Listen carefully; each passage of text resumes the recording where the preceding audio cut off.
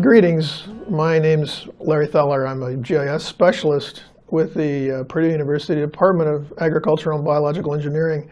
I'm one of the project managers on a model that we've developed and that we have connected to the Tipping Points planning system. The point of the model, long-term hydrologic impact, would be to look at the impact over many years of changing land use, seeing how much water goes in the soil from the land use. The calculations not only tell you the proportion of the water that's being infiltrated into the soil, but it also talks about the chemistry of the water that's running off into the ditch. For example, if I pave a farm field, I have a parking lot, I'm going to pick up oil and gas when the water goes over the parking lot. If it's a farm field, I'm going to pick up a little fertilizer when it goes over. So we have some assumptions we make about the chemistry, as well as assumptions we make about how much water is moving around. This little cartoon brings out the concept then. So in the top image, it's raining on forest land or a wetland or a field, and a large amount of the rainfall soaks in the ground. That's the normal concept. And it depends on if you have rocky soil, but that's the general concept. As we start building, you can see the gray slabs moving across the earth profile. We get less and less rainfall infiltrating into the soil, which means now we have more and more water moving across the surface of the earth. And that's the underlying concept to the model. So we're making these basic assumptions. The water is flowing across the surface, and that means the surface. So we don't include storm drains, we don't include tile drains. That's really complexity beyond what our model can handle. Which means in an urban setting, when you know all the water is being taken through tunnels to the sewage treatment plant, then we're probably giving numbers that need to be adjusted, because we're assuming it's all flowing down the hill into the valley. That's how our model would work. We assume the water is equally spread across the landscape. We don't include the stream.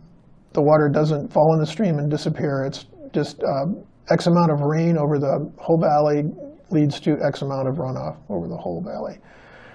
We have a condition in the model called average antecedent moisture, and that basically means the ground in our model is not frozen. It's accepting the water. So if you've had 20 days of rain and you run one of these models, then you really won't have any more water go in the soil because it's already saturated. And so in a world like that, you would have to put in a value for how saturated the soil is. Because we're using real observed data, we're not using anything in the winter, so the ground's never frozen. That would greatly change our calculations. All the water runs off on frozen ground. So basically in our model, it's a day in June every day that we run our model. And the rainfall is evenly spread. We use a rain gauge for every county, and we use one number for that county. If you've been on a farm, say in a big storm, and you have a couple of rain gauges, you know that rainfall is not that even. So that's an assumption, but we have to make a few assumptions. The world of low impact development, or sometimes also known as green infrastructure or GI development, is really kind of an approach to land use planning or to land development, which tries to mimic the pre-development site hydrology, or at least, if not mimic, at least it tries to take us back towards pre-development site hydrology. So that the standards that you do for that, you reduce the volume of runoff, which means if you have a house and you think of all the water that falls on your roof, right now might go through a gutter under the yard, and from the yard onto the street, from the street into the sewer, and that's the part we want to reduce. So you can decentralize that runoff. You can put it into small rain gardens, smaller retention areas. That alone will improve the water quality. The less water that you have running across pavement, the less contamination you pick up. And it also encourages groundwater infiltration. So when we're running the L-THIA model, when we're running the tipping points planner and we're connected to the L-THIA model with the paint tools, the kind of questions you're asking yourself are these on the screen. So you're probably trying to compare different ways to reduce the imperviousness. Porous pavement reduces the imperviousness of an area, or a green roof, or porous sidewalks. So the tools are built to let you have some choices, and you can do things over and over. So we could say, let's say we change our zoning and we say that all driveways are going to be porous in this new subdivision. So I could model that with and without that one change. And then I could say to the developer, if you do this, we know that those driveways will cost you more, but on the other hand, you will reduce the amount of water that you have to take care of with some kind of detention or something by 10 million gallons or whatever the number is. So part of the tool design was to let land use planners have some tools that they can take into a discussion with builders, developers, or others to show what alternatives not only cost, but what the possible benefits are.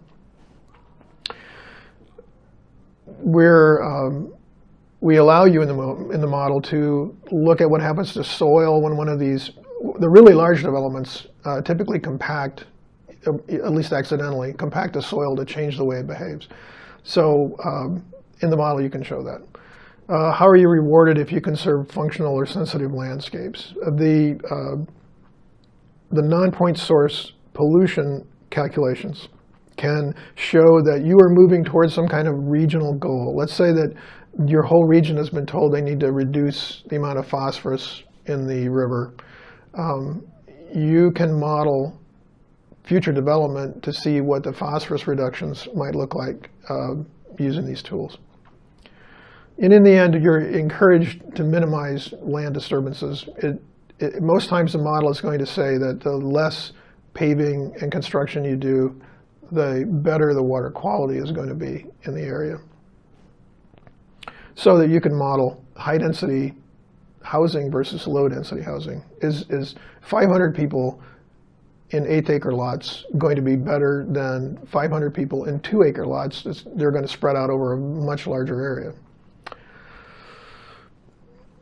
So overall, the whole point of this was to help people anticipate the need for these practices, and then to actually show this, give you some form of support for practices that maybe you want to consider as you evaluate scenarios one way or another. Currently in the Tipping Points Planner, you're able to basically draw on the screen the 5 practices that are in the upper box. And we're proposing future additions to bring in some more of these. So the top 5 are some pretty common GI or LID practices. Green roofs, bioretention system, that could be called rain garden sometimes also, porous pavement, rain barrels. So these are, the impact of these are computed as if they are spread through all the houses in the area you've drawn. So you don't dot a house and say, I've got 1 rain barrel, what's that going to get me? Because really that won't get you anything. But you can draw a box on 500 acres and say, we're going to change the zoning, the new place is going to have porous pavement, and what's the impact? And the computer then says, okay, 500 acres, 2-acre lots is going to have certain square footage of pavement, we'll make all that porous, what's the benefit? And that'll be the answer.